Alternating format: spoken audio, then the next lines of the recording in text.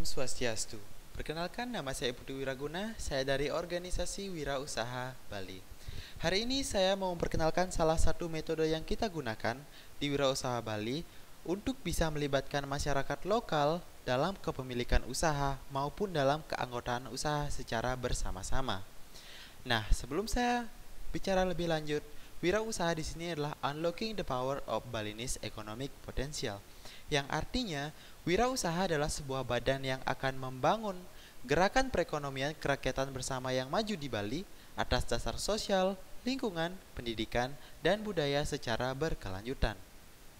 Nah, di wirausaha kita mempunyai metode yang namanya kolektif, yang artinya metode secara bersama-sama membangun sebuah usaha.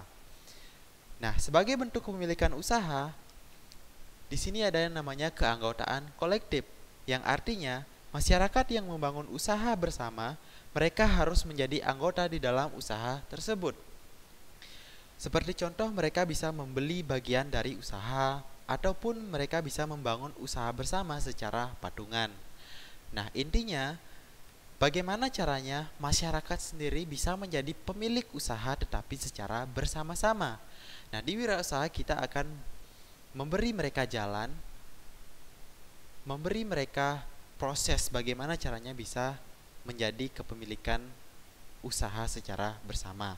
Nah, di sini Anda bisa lihat keanggotaan usaha atau membership, mereka bisa menjadi anggota dulu dan mereka akan memiliki hak yang namanya hak kepemilikan bersama yang artinya ownership. Nah, di sini siapa yang akan menjadi anggota usaha tersebut?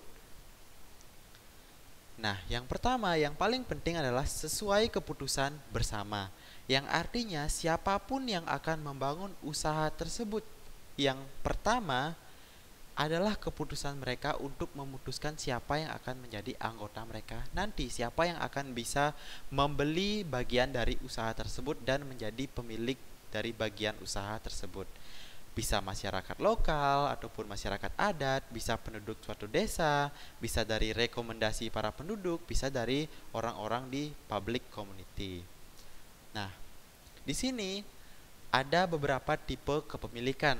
Yang pertama adalah keanggotaan kolektif, ada keanggotaan pasif, ada keanggotaan kreatif, dan ada keanggotaan pekerja.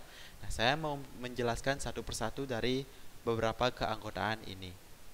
Nah, yang pertama ada yang namanya keanggotaan aktif atau yang kita sebut member aktif. Nah, sebagai contoh, Wayan dan Ayu.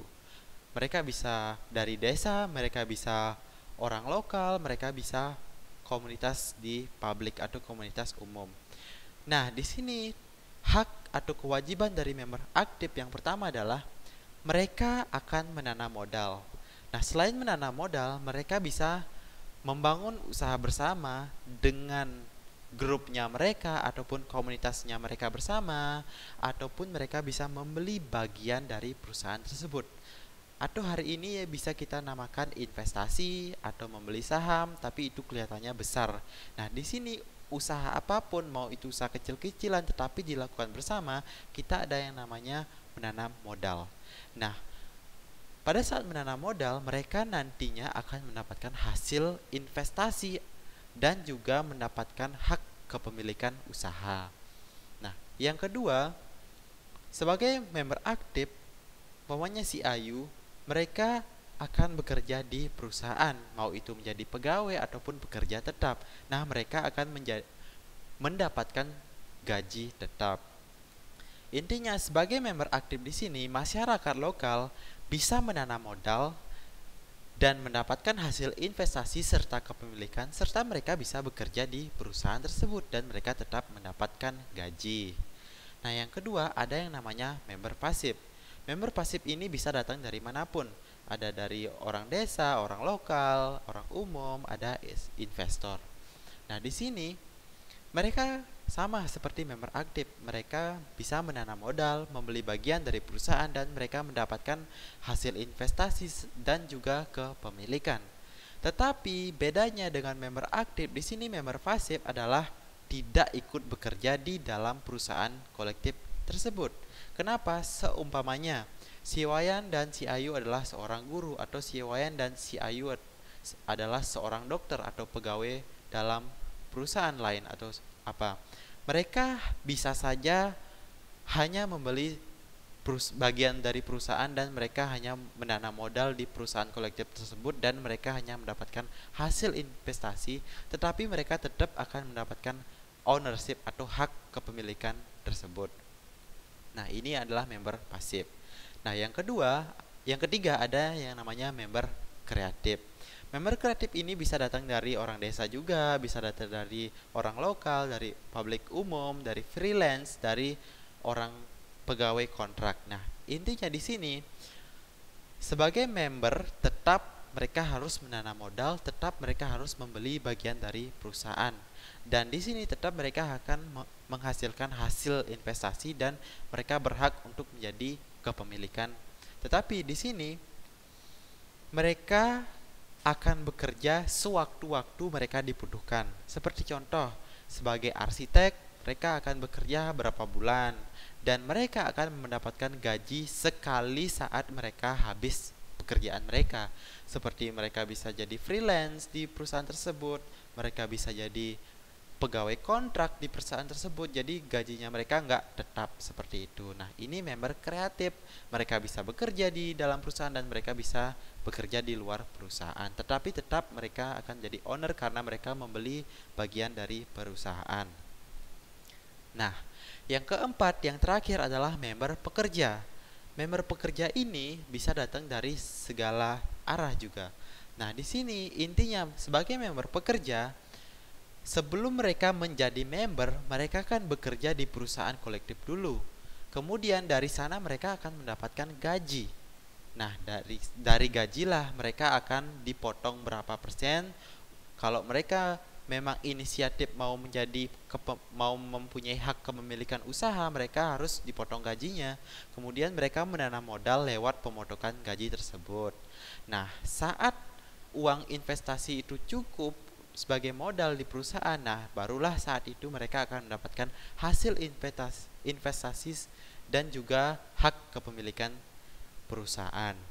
Nah, dan juga plusnya sebagai member pekerja, mereka bisa memilih nantinya setelah mereka cukup untuk membayar uang bagian usaha tersebut, mereka bisa memilih menjadi anggota atau member aktif, bisa menjadi member pasif maupun member kreatif. Nah, intinya di sini banyak sekali orang-orang lokal yang memang tidak ada yang namanya uang atau mereka sedikit pun belum mempunyai yang namanya penghasilan untuk membeli sebuah perusahaan. Nah, di sini kita ada yang namanya mereka bisa bekerja di perusahaan dulu, mereka bisa nyicil, artinya mencicil uang bagian dari perusahaan itu kalau mereka memang berinisiatif untuk memiliki sebuah usaha bersama.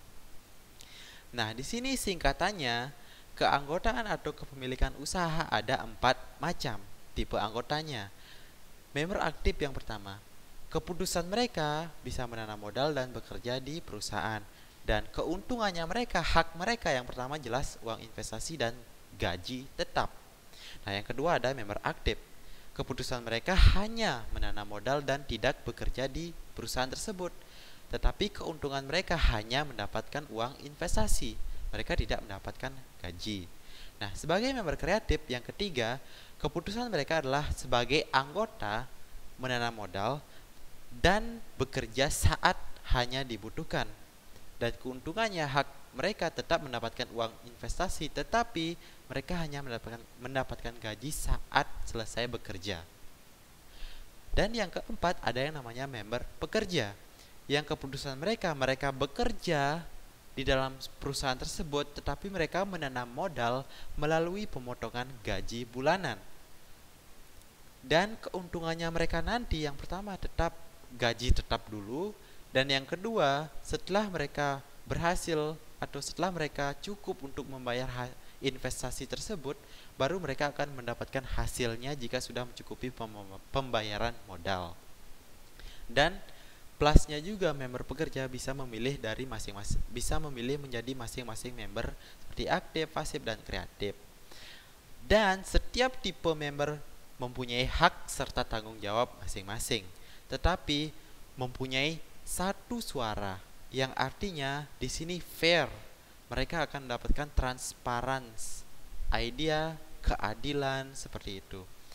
Nah, terima kasih banyak atas perhatiannya. Saya harap video ini bermanfaat bagi Anda, dan kami sangat senang sekali jika Anda mempunyai saran, ide, inspirasi, keinginan untuk berkolaborasi dengan kita, maupun mau membantu kita, membantu sesama. Silahkan, jika Anda ingin tahu lebih lanjut, hubungi wirausahawanbali@gmail.com lewat email, serta visit Facebook kita di Wirausaha Bali. Terima kasih, salam Wirausaha.